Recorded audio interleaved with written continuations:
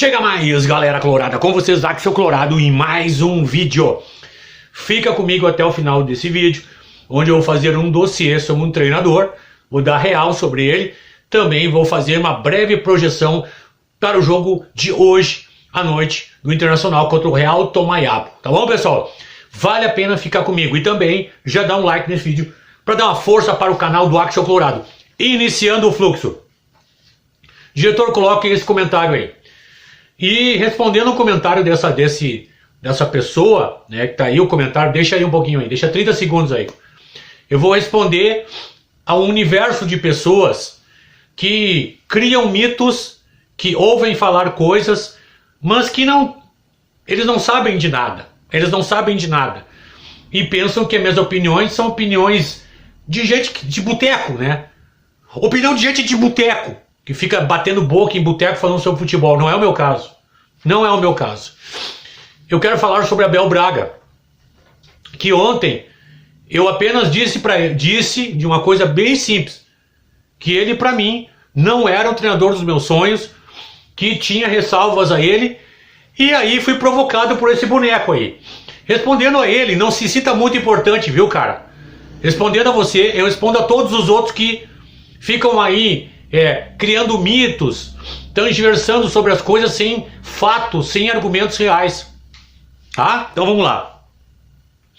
O Abel Braga, pela primeira vez que ele treinou o Internacional, em 1988 ele chegou, e eu me lembro direitinho, ele chegou, foi contratado, o Inter estava muito mal no Campeonato Brasileiro, não ia bem, e ele, entre aspas, estreou no jogo contra o Coritiba no Beira-Rio.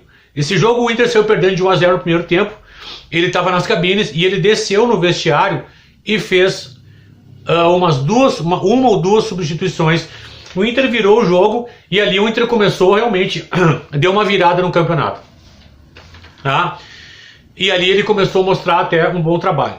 A grande questão é que ao final do campeonato, depois de vencer o Grenal do século, né, com um golpe de sorte, fazendo uma substituição louca ali, que ele tirou um volante e botou um centroavante, sendo que tinha expulsado no lateral esquerdo no primeiro tempo, que tinha sido o Casemiro. Ele venceu o Grenal do século, porém, ele conseguiu a proeza de perder aquele campeonato brasileiro para o Bahia. O Bahia não existia, pessoal. O Bahia até tinha um bom time, mas o Inter era muito melhor. O primeiro jogo foi lá na Fonte Nova, o Inter saiu ganhando e conseguiu levar uma virada. Tá? Porque nunca conseguia segurar resultado esse cara. Nunca conseguia. Chegou no Beira-Rio, não conseguiu fazer um gol no Bahia. Não conseguiu fazer um gol no Bahia. E o Bahia comemorou o seu título aqui. Coloca aí, diretor, as ilustrações vão começar a aparecer aí. Fazendo o primeiro grande velório Abel Braga. Com mais de 80 mil pessoas no Beira-Rio. O primeiro velório do coveiro Abel Braga. E aí nós vamos para 1989. Em 1989, na Libertadores, que o Inter estava indo bem, depois de um início na fase de grupos muito ruim, o Inter acabou se encaminhando, passou pelo Peñarol, passou pelo Bahia e chegou na semifinal depois da fase de grupos. O Inter jogou contra o Olímpia lá e ganhou de 1-0 na semifinal da Libertadores. Bastava um empate no Beira-Rio para o Inter ser o campeão, ir para a final da Libertadores, onde seria campeão. Tanto é que o Olímpia foi para a final, foi com um time colombiano, acho que era o Higuita, o goleiro lá, que era um goleiro folclórico, e o Olímpia acabou sendo campeão daquela Libertadores. Pois o Abel Braga, num jogo que o Inter saiu perdendo, empatou. O Olímpia fez 2-1, o Inter empatou.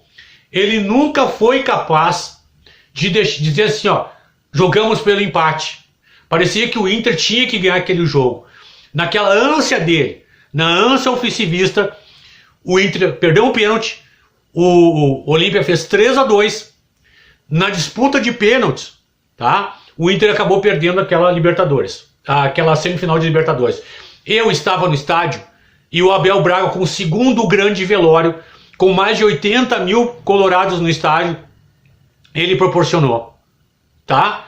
Porque com a sua ânsia ofensivista, sem querer resguardar a defesa, a gente jogava pelo empate naquele jogo, pelo empate, tá? É uma barbaridade isso aí, tá?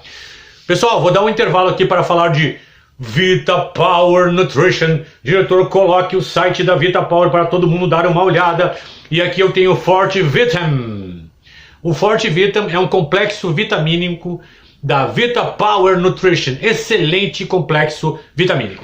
Pessoal, o presente do Axel Clorado para todos vocês é o seguinte. Digite esse código aqui, VPN Axel Clorado, e você tem 5% de desconto na compra desses excelentes produtos. Entre no site, escolha os produtos. Tem produtos para quem treina, para a saúde, tem acessórios. Coloque os produtos no carrinho, digite esse código e você tem 5% de desconto.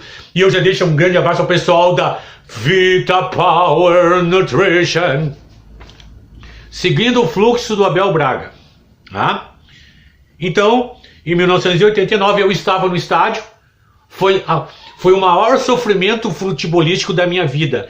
Eu estava no Beira-Rio naquela fatídica noite de maio de 1989, quando nós jogávamos por um simples empate e esse treinador não conseguiu segurar o empate. Seguindo o fluxo. Depois ele foi lá para a França, né? Foi lá enganar lá o pessoal lá. E em 2004, o outro grande velório do grande Abel Braga, do Deus Abel Braga, né? Olha aqui, ó. Em 2004, ele conseguiu, numa final de Copa do Brasil, com 71 mil pessoas no Maracanã, perder uma final de Copa do Brasil. Agora, sabe para quem? Para o grande Santo André. Para os grandes Santo André, que era o time da segunda divisão do Campeonato Brasileiro. Outro enterro do Deus Abel Braga. Para 71 mil rubro-negros, ele conseguiu perder uma Copa do Brasil. O primeiro jogo foi 0-0. Foi 2-2 o primeiro jogo, 2-2, tá? E ele conseguiu perder uma Copa do Brasil para o Santo André com 71 mil torcedores no Maracanã. O terceiro grande velório do coveiro Abel Braga. Vamos para 2005? Vamos para 2005? Em 2005 ele foi treinar o Fluminense. E aí sabe o que aconteceu, pessoal? Ele foi para a final da Copa do Brasil de novo. Sabe contra quem? Contra o grande Paulista de Jundiaí. O grande Paulista de Jundiaí. O primeiro jogo foi 0-0. E o segundo jogo foi 2-0 para o Paulista. O Paulista, pessoal, estava na segunda divisão do futebol brasileiro. Essa final foi para 25 mil pessoas no estádio de São Januário. Mais um enterro do coveiro Abel Braga. Segue o fluxo? Segue? Dá para ver que o cara não é Deus? Em 2005, pelo Campeonato Brasileiro. Dá uma olhada nisso aqui. Faltando 5 rodadas para terminar o campeonato, 5 rodadas, o time que ele treinava, o Fluminense, tinha 10 pontos à frente do Palmeiras. 10 pontos, olha aí. Tinha até o Goiás antes ali, ó. Estão vendo aí? Sabe o que aconteceu? Faltando 5 rodadas e 10 pontos na frente. 10 pontos na frente do Palmeiras. Ele conseguiu perder os 5 jogos finais daquele campeonato. Ele perdeu os 5 jogos finais do campeonato. Teve uma goleada aí, ó. Aí é do site da torcida do Fluminense. Tá? Nesse site aí, vocês, aí não tá como se o Fluminense jogasse em casa, não foi todos. Mas tem uma derrota de 5-1 pro Paysandu. 5-1 pro Paysandu. Certo? E ele conseguiu chegar, agora olhem, ó. Ele conseguiu fazer a proeza de perder os 5 jogos e perder uma vaga direta para a Libertadores da América. Bem, e aí, eu me lembro muito bem que o Muricy Ramalho, grande treinador Muricy Ramalho, grande estrategista Muricy Ramalho, o que montou o grande time do Inter de 2006, foi ele que montou o time de 2006, foi treinar o São Paulo. E aí o Fernando Carvalho contratou o Abel. Eu fiquei indignado, justamente por essa campanha horrenda que ele tinha feito, de ter perdido uma Copa do Brasil, treinando o Flamengo em 2004 para 71 mil pessoas, em 2005 perder uma Copa do Brasil também em casa para o Paulista de Jundiaí, e no Campeonato Brasileiro perder as últimas 5 rodadas. Bem, vamos lá. E aí, o Fernando Carvalho foi lá e contratou o Abel. Eu fiquei louco na época. Fiquei louco, pessoal. Fiquei louco. Aí vamos lá. Em 2006, agora vamos aos fatos agora. O Inter conseguiu perder o Campeonato Gaúcho. O Inter eram 2 finais contra o Grêmio. Primeiro lá no Olímpico, o segundo jogo no Beira-Rio. E inventaram o tal do gol qualificado. Pois aquilo salvou. Esse gol qualificado salvou o Inter. Salvou o Inter. E vou explicar por quê. O Inter saiu ganhando de 1-0 no Beira-Rio, gol do Fernandão. O Grêmio empatou num gol fortuito de cabeça, tá? E o Grêmio foi campeão, porque o primeiro jogo no Olímpico foi 0-0 e no gol qualificado o Grêmio foi o campeão gaúcho. Até ali, ele colocava alguns jogadores nada a ver, ele botava o Perdigão, ele botava o Gabiru, ele botava o Michel, na lateral de esquerda aquele bagre do Rubens Cardoso.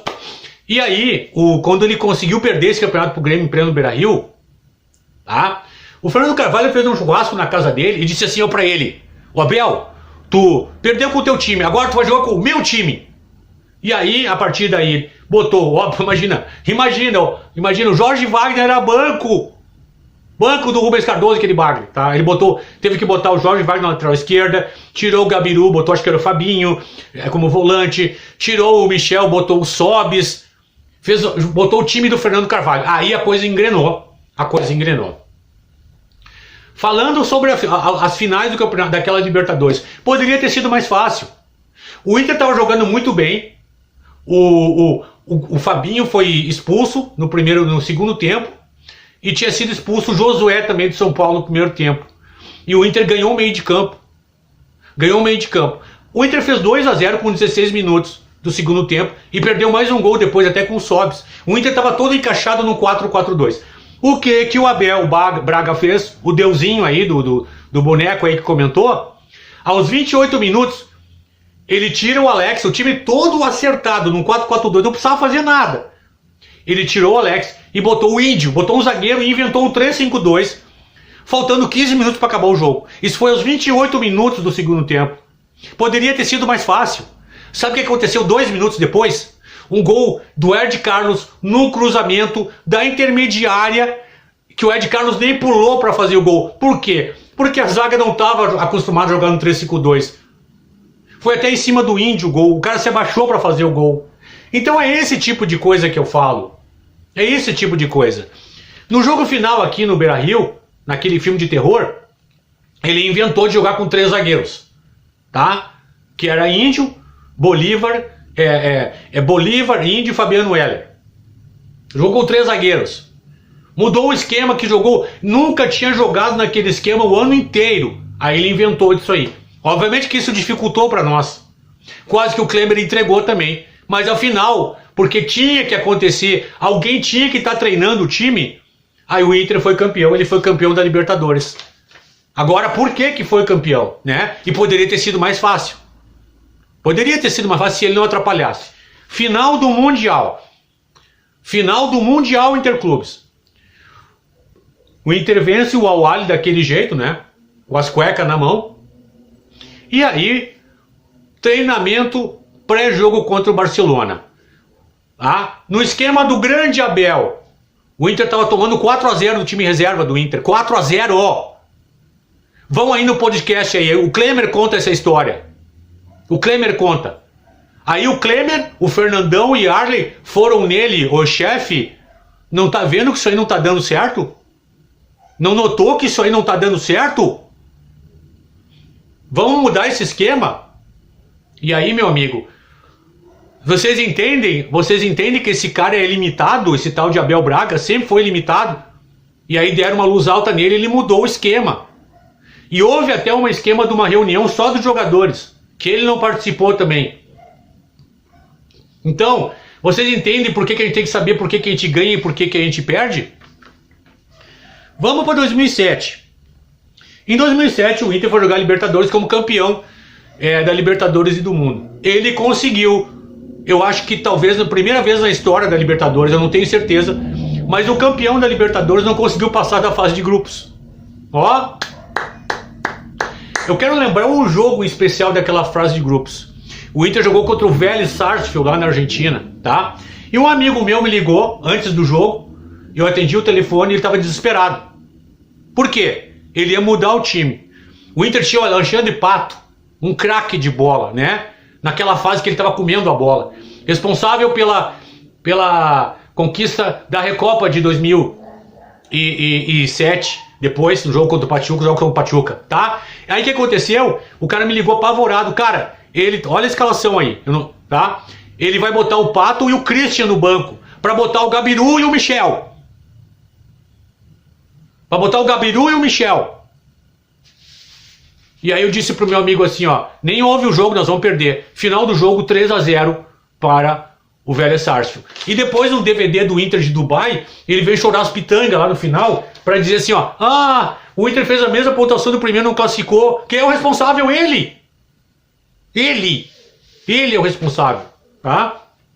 E aí, pessoal, olha só, é brincadeira, né? Brincadeira. E pra fechar a tampa do caixão dele, né? Em 2019, ele estava treinando o Flamengo. O Flamengo com aquela máquina de time. O Flamengo com aquela máquina de time. Máquina. Classificou com as cuecas na Libertadores em segundo lugar. E aí a diretoria do Flamengo tirou o Abel Braga e trouxe o Jorge Jesus. E aí, meu amigo, por isso que é o mesmo caso do Inter. O Inter tem um time bom. E aí o Jorge Jesus assumiu. O Flamengo foi campeão da Libertadores, campeão brasileiro. Foi jogar para o Mundial como há muito tempo não se via, um jogo de igual para igual com o Liverpool. Perdeu no detalhe. Então, meu amigo, você e todos aqueles, eu não estou aqui para enganar ninguém e eu não abri esse canal para enganar as pessoas. Eu não abri esse canal para dar minha opinião porque eu gosto ou não gosto de alguém. Eu trago fatos. Então, pra mim, agora vocês entendem por que esse cara, pra mim, é contestável, esse Abel Braga? Ele é contestável, sim. Pra mim, os grandes treinadores da história do Internacional, Enio Andrade, Rubens Minelli, Enio Andrade, o Antônio Lopes, campeão da Copa do Brasil de 92, e o Tite. E eu acho que em quinto lugar está o Abel. Por tudo isso que eu falei agora, acho que vocês são capazes de entender, né, por quê? E para finalizar, eu quero botar coloca na tela um comentário desse amigo aí, o Starlight to Heaven, que eu não sei o nome dele até hoje, que nunca falou, né? Mas ele sempre comenta nos meus vídeos. É isso aí. Eu não vou chegar ao ponto de dizer que o Abel é burro, mas que ele teve muita sorte, ele teve. Lembrando que nos anos 2000 ali, o Muricy Ramalho montou um baita de um time no Fluminense e foi campeão brasileiro. Um ano depois, o Abel Braga pegou o time dele e foi campeão brasileiro. Time montado pelo Muricy Ramalho. Então esse cara teve sorte na vida. Teve sorte. Foi isso que aconteceu. Nada mais com isso. Esse vídeo vai ficar aqui. E toda vez que alguém vier falar do Abel, vocês que questionam o Abel, podem usar esse vídeo aqui. Esse vídeo é avassalador e destruidor. E você que fez o comentário, aqui não é boteco. Eu não falo as coisas para enganar ninguém. Eu não estou numa mesa de bar, transversando, cuspindo assuntos. Eu sei do que eu estou falando. Isso aqui não é mais um canal. Isso é um canal para especialistas em futebol. Quero deixar isso bem claro. Tá bom, pessoal? E agora chegou aquele grande momento da Overclock. Diretor, coloque o site da Overclock para todo mundo dar uma olhada. E eu venho falar sobre esse excelente Performance Drink. Ele atua nas áreas cognitivas, tá? Você que estuda para concursos públicos, precisa ter o UP para estudar, para reter as informações. Você que faz academia e também você que precisa trabalhar com planilhas e números e ter exatidão no seu trabalho. Pessoal, agora vem o presente do Axel Colorado. Digite esse código aqui, ó, OC Axel Colorado, e você tem 10% de desconto nesse excelente produto, que vem em sachês, potes, tem 5 sabores, uma bela coqueteleira se você quiser assim adquirir, e esse aqui é o presente do Axel Colorado para todos vocês. Digite esse código e ganhe 10% de desconto, e eu já deixo um grande abraço ao pessoal da Overclock. E para finalizar o fluxo, hoje o Internacional às 21h30 vai entrar em campo, né? Contra o Real Tomaiapo. E vamos ver o que o professor Pardal, o prof. Pardal vai inventar. Eu não sei. Eu não sei. Eu sei que as nuvens são negras. Eu sei que eu não espero um grande jogo do Inter. Eu não espero nada do Inter. Não espero superação. Eu já estou preparado, sabe? É para dissabores. É para dissabores. E meu aviso final é o seguinte: não vou lançar o vídeo logo após o jogo de hoje por uma questão de logística minha, tá? Com as notas do Axel e análise do jogo. Eu vou lançar o vídeo amanhã, amanhã em torno das 14 horas, tá, pessoal? Então eu peço que vocês fiquem ligados. Hoje não haverá as notas do Axel logo após o jogo, amanhã 14, em torno de 14h30 horas. Pessoal, peço que vocês se inscrevam no canal. Peço que vocês ativem o sininho das notificações, que vocês compartilhem esse vídeo. Peço que vocês também deem um like nesse vídeo. Aqui está o endereço de e-mail para aqueles que querem fazer uma conexão comercial com Axel Curado. Um grande abraço, um bom dia e fique com Deus.